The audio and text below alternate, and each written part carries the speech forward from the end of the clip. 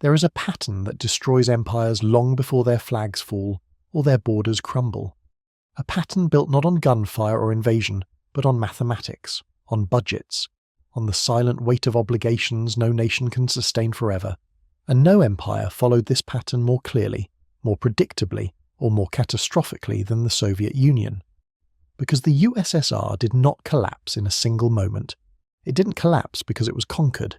It didn't collapse because its ideology failed overnight. It collapsed because it tried to outrun economic gravity.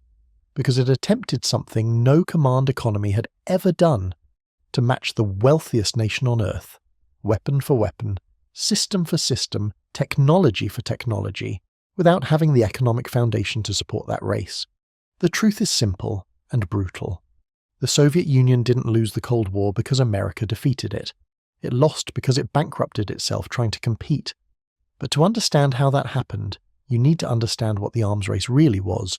Not the headlines, not the propaganda, but the underlying pattern that reshaped an entire nation. For the United States, the arms race was expensive. For the Soviet Union, it was existential. America could spend billions on bombers and still have billions for consumer technology, highways, research universities, and private industry. It had a market economy capable of generating wealth, innovation, and tax revenue at a scale the Soviet system simply couldn't replicate. The USSR had none of that. It had factories. It had workers. It had scientists. But it had almost no flexibility, no consumer sector worth mentioning, and no ability to grow economically without the state forcing growth from above. And so, every ruble spent on weapons was a ruble not spent on food, shelter, or basic goods. Every engineer building missiles was an engineer not building refrigerators or vehicles. Every research institute devoted to military innovation was a research institute not developing civilian technology, computers, or pharmaceuticals. The arms race wasn't just a competition, it was a siphon, a vacuum, a financial black hole pulling the entire Soviet economy toward collapse. And yet, from the outside, the USSR looked strong. It had thousands of nuclear warheads, the largest army on Earth, a fleet of submarines capable of reaching American shores, a network of allies and proxy states spanning 3 continents. But military power is not the same as economic power, and a weapon only has value if the state that maintains it can afford to keep operating. Inside the Soviet Union, by the early 1970s, the signs of strain were already visible. Consumer goods were scarce. Industrial equipment lagged behind the West by entire generations. The agricultural system required massive grain imports just to feed the population. Factories operated with outdated machinery, and the living standards of ordinary citizens stagnated or declined. Yet the military budget kept growing. Why? Because the leadership believed with absolute certainty that falling behind the United States, even slightly, meant vulnerability, and vulnerability meant collapse. So instead of scaling back, the USSR scaled up. More missiles, more tanks, more satellites, more submarines, more weapons that could never generate profit, never be exported in large numbers, never improve daily life. This is the paradox that destroyed the Soviet economy. The state believed military strength guaranteed survival, but military strength was the very thing draining the system of its ability to survive. Every empire that collapses makes the same mistake. It spends more on power than it can afford. It believes foreign threats are more dangerous than internal weaknesses. It believes it can outspend its rivals indefinitely. But the math always wins. And in the case of the Soviet Union, the math was merciless. Because the arms race was not happening in a vacuum. It was happening while the USSR was dealing with deeper structural weaknesses, a rigid command economy, technological stagnation, a demographic slowdown, and increasing dependence on a single export, oil, to keep the system running. The Soviet Union looked like a superpower, but its budget said otherwise, and the leadership could not admit it. Not publicly, not internally, not even to themselves. Because to admit it was to admit that the entire model, the planned economy, the military-first strategy, the ideological narrative of inevitable victory over capitalism was unsustainable. So instead, they pushed the system harder. They forced production quotas higher. They redirected even more scientists into military projects. They expanded military presence abroad.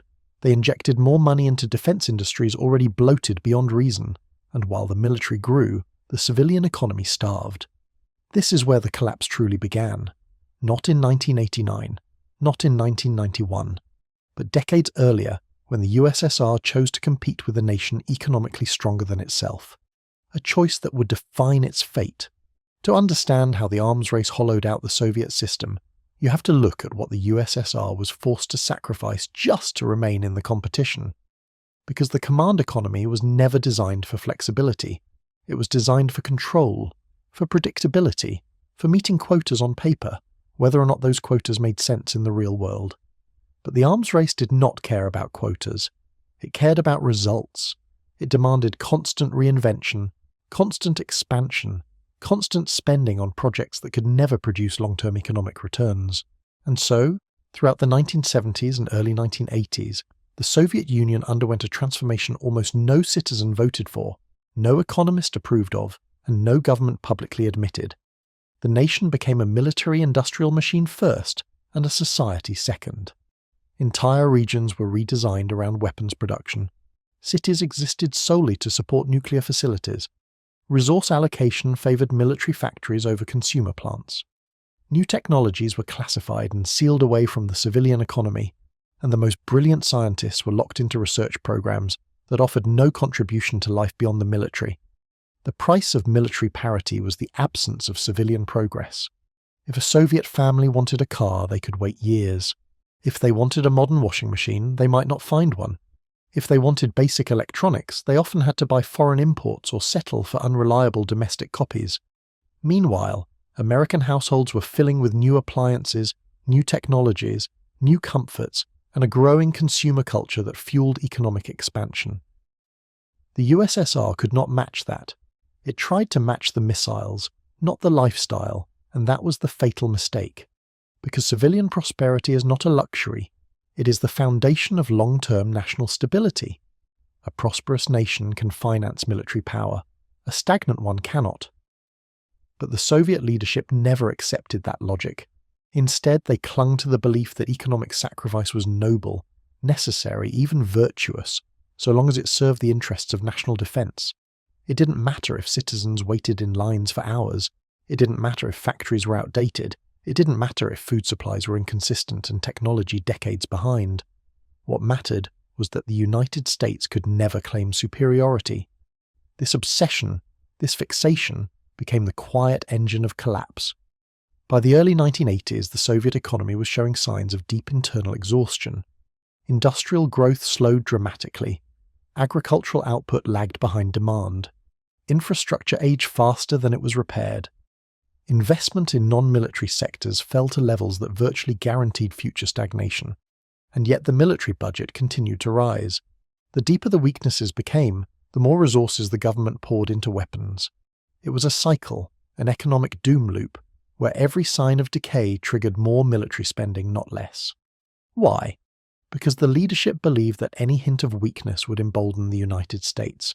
And if the United States pushed harder, the USSR had no political flexibility, no economic cushion, and no public mandate strong enough to survive that pressure. So the Soviet government made the only choice it believed it had: spend more, produce more, deploy more. But every ruble spent on weapons was a ruble taken from the future. The CIA estimated that in certain years the Soviet military consumed up to 40% of national resources once hidden costs and indirect expenditures were included. That number was never officially acknowledged. But inside the system, everyone felt it. A teacher felt it in her salary. A factory worker felt it in production shortages. A family felt it in the price of bread. A farmer felt it in the lack of machinery. A doctor felt it in outdated hospitals. A scientist felt it in the research he was forbidden to pursue. The entire nation was paying for the weapons it hoped never to use. And in a cruel twist of history, the weapons themselves accelerated the collapse. Because the moment the United States unveiled new systems, the Strategic Defense Initiative, stealth technology, precision-guided weapons, the Soviet Union faced a dilemma with no good answers. Try to match these innovations and risk bankrupting the state completely. Or admit strategic defeat. The USSR chose to keep racing, but each step forward cost more than the last. The price of military advancement grew exponentially, while the capacity of the Soviet economy grew barely at all. By the time Mikhail Gorbachev came to power in 1985, the truth was impossible to ignore. The Soviet Union had become a superpower with collapsing foundations. He inherited a military that demanded endless funding, a civilian economy in crisis, and a state budget that no longer worked. Gorbachev later described it in one sentence: "We could not continue like this." But the tragedy is that by the time he tried to change course, the collapse had already begun. The arms race had done what no enemy could do. It had drained the Soviet Union from within. To understand how the arms race pushed the Soviet Union to the edge, you need to look at the moment when the competition stopped being symbolic and became existential. That moment came in the early 1980s. The United States, under President Ronald Reagan, made a decision the Soviet leadership had never expected. Instead of easing tensions, instead of reducing military spending, instead of stabilizing the Cold War, America escalated. And not gradually, not carefully, but aggressively and publicly. The United States poured billions into new weapon systems, new technologies, new research programs. It revitalized its military industry, expanded its global presence, modernized its nuclear arsenal, and unveiled projects that fundamentally changed the strategic landscape. The most devastating of these was the Strategic Defense Initiative, SDI, popularly known as Star Wars. The idea was simple and terrifying. If the United States could shoot down Soviet nuclear missiles from space, then the USSR's entire nuclear deterrent, its greatest source of power, would be worthless. Soviet generals panicked. Soviet economists panicked even more. Because matching SDI wasn't just expensive, it was impossible. The USSR did not have the technological foundation, the computer industry, the optics systems, the microelectronics, or the scientific infrastructure to build anything comparable. It didn't have Silicon Valley. It didn't have IBM. It didn't have a private sector racing to innovate. And yet, the Soviet leadership felt it had no choice but to try. The arms race had entered a phase where falling behind even slightly meant national humiliation, strategic vulnerability, and political crisis. So the USSR did what overstretched empires always do when confronted with impossible pressure. It spent even more. Factories already strained by years of military production received new orders. Design bureaus were told to explore technologies the country had no industrial base to support. Scientists were asked to achieve breakthroughs with tools that were decades out of date. And money, in enormous, unmanageable quantities, was poured into programs that had almost no chance of success. It was not strategy, it was desperation. Because at the core of the Soviet worldview sat one unshakable belief: the United States must never be allowed to gain decisive advantage. And yet, that advantage was already forming. American computers were generations ahead. American satellites were more precise. American manufacturing was more efficient. American innovation was accelerating. The Soviet Union was fighting a 21st century arms race with 1960s industrial equipment. Inside the USSR, the consequences of this became catastrophic. The budget deficit expanded. Hard currency reserves fell. Oil revenues, the lifeline of Soviet finances, plunged with global prices, and still the military demanded more. By 1985, even members of the Politburo began to realize the truth. The Soviet military wasn't protecting the nation. It was consuming it. But by then, changing course seemed impossible, because the Soviet Union had built its legitimacy on strength, military strength, ideological strength, global strength. To reduce military spending risked revealing weakness, and revealing weakness in the logic of the Cold War meant inviting collapse. So the USSR entered the most dangerous stage of imperial decline, the stage where leaders know the system is failing but are too afraid to reform it, too late to save it, too trapped to reverse course.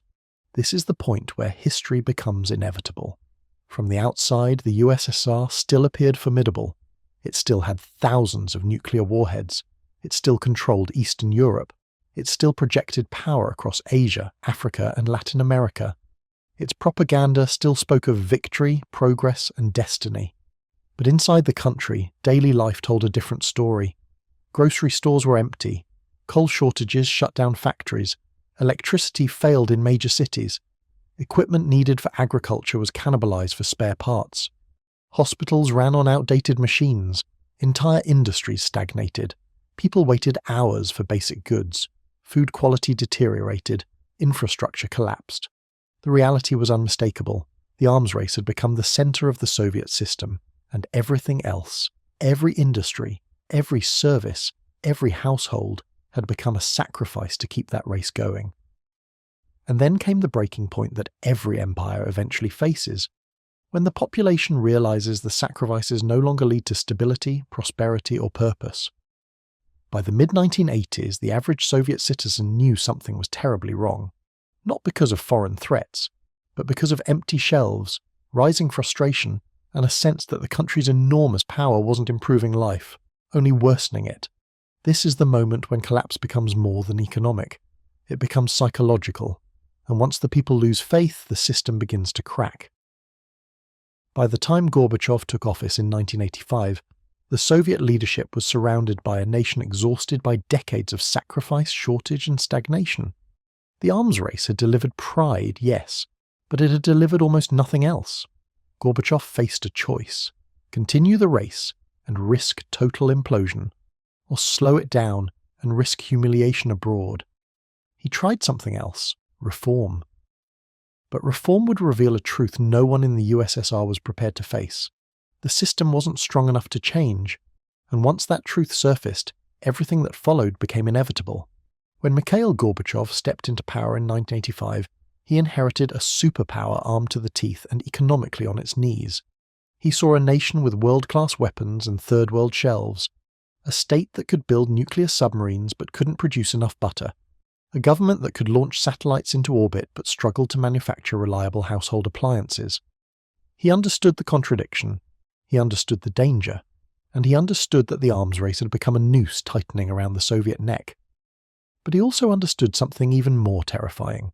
The Soviet Union could not keep racing, and it could not afford to stop. Stopping meant acknowledging weakness. It meant negotiating with the West from a position the Soviet ideology had spent decades denying. It meant risking revolt from hardliners who believed military power was the only pillar holding the nation together. Continuing meant bankruptcy. Continuing meant shortages worsening, agriculture collapsing, industry failing. Continuing meant dragging the Soviet people into a deeper economic pit with no end in sight. Every path led toward collapse. The only question was which version of collapse the USSR would face. Gorbachev chose reform, or at least he tried. He called it perestroika, a restructuring meant to modernize the economy, improve productivity, ease the burden of the military budget, and shift national focus back to civilian life. On paper, it looked promising. In speeches, it sounded revolutionary. But in reality, perestroika collided with a system that had been built for rigidity, not flexibility. A system that had been designed for obedience, not innovation. A system in which most factories met quotas by lying, most ministries hid failure with paperwork, and most officials preserved their power through secrecy, not progress. The moment the government asked for transparency, the truth began pouring out. Factories produced far less than reported. Infrastructure was decaying much faster than anyone had admitted. Technological delays were far greater than annual reports suggested. Entire sectors had been operating on outdated machinery for decades, and the military budget, once the pride of the USSR, was revealed to be an anchor dragging the economy into the abyss. The Soviet Union wasn't a superpower with a few problems. It was a failing economy held together by silence, and silence was the first thing perestroika destroyed. As censorship eased and the press began reporting real conditions, the population saw the truth for the first time, and truth hit harder than any American missile ever could. The people learned that their nation was far poorer than they had been told, that the shortages were not temporary inconveniences but permanent symptoms of structural decay, that the military, once the symbol of Soviet pride, was consuming an unsustainable share of national wealth, that the lifestyle Americans enjoyed, modern appliances, reliable cars, abundant food, was not propaganda but reality. Gorbachev had hoped honesty would inspire reform. Instead, it shattered the myth that had held the country together. At the same time, he attempted what no Soviet leader before him dared. He tried to slow the arms race. He reached out to the United States. He pursued negotiations. He pushed for nuclear reductions. He halted several weapons programs. He cut defense spending wherever he could. For the first time in decades, the Soviet Union admitted, quietly, carefully, diplomatically, that it could not keep up. But even these reductions were too little, too late. Because while Gorbachev was trying to unwind the military machine, the economy was collapsing under the weight of decades of overextension. Inflation soared, shortages intensified. Factories struggled to meet even basic needs, and agricultural failures forced the USSR to buy food from the very nations it had sworn to surpass. The Soviet people saw reform, but not improvement. They saw openness, but not prosperity. They saw weapons being reduced, but their own lives growing harder. The contradiction was too much for the system to bear. Hardliners blamed Gorbachev for weakening national security. Reformers blamed him for not changing fast enough. Republics across the USSR blamed Moscow for decades of economic mismanagement. The empire was fracturing, not because of external pressure, but because the arms race had drained the strength that once held it together. By 1989, Eastern European satellite states began breaking free. Poland, East Germany, Czechoslovakia, Hungary. One by one, they slipped away. The Soviet military, once feared across the world, no longer had the economic backing to enforce unity. And then came the final blow. A failed coup in August 1991 exposed just how weak the central government had become. Within months, the USSR dissolved completely. Not with a war, not with an invasion, not with foreign armies crossing its borders, but with signatures on paper. The Soviet Union collapsed the same way all overextended empires collapse, slowly at first, then suddenly. The arms race did not protect it. The arms race dismantled it, and the most expensive competition in human history ended with a superpower collapsing under the weight of its own ambitions. When the Soviet Union finally disappeared from the map in December 1991, the world searched for a single cause, a single moment, a single villain or mistake that could explain how a nuclear superpower simply vanished. But history is rarely that simple. Empires don't fall because of one decision. They fall because of patterns, long, grinding, predictable patterns that accumulate quietly until the system beneath them collapses. And the pattern that destroyed the USSR began decades before the Soviet flag came down. It began the moment the leadership believed military power mattered more than economic strength. It began when the Soviet Union chose to match the United States in a competition it could not win on equal terms. A competition that demanded money the state did not have, technology the system could not produce, and innovation the economy could not sustain. The arms race was the spark, the fuel, and the blow that cracked the foundation. But the tragedy is deeper than economics. The arms race did not only break budgets, it broke the Soviet Union's vision of itself. For decades, the USSR had claimed that its system, its ideology, its planned economy, its centralized control was not just viable, but superior. Superior to capitalism, superior to the West, superior to the United States. Yet the arms race exposed the truth. It revealed that the Soviet system could produce weapons, but not prosperity. It could mobilize labor, but not innovation. It could command production, but not efficiency. It could inspire fear, but not growth. The collapse wasn't just material, it was psychological. Because once a society realizes that the sacrifices it made, sacrifices of comfort, of freedom, of truth, were not leading to glory but decline, loyalty dissolves, trust evaporates. The myth that held the nation together cracks open. The Soviet people didn't rise up because they suddenly discovered democracy. They rose up because they discovered the truth. Their superpower was hollow, and once the myth collapsed, the country followed. In the final years, the numbers told a clearer story than any speech could. Factories were producing less than half of what was reported.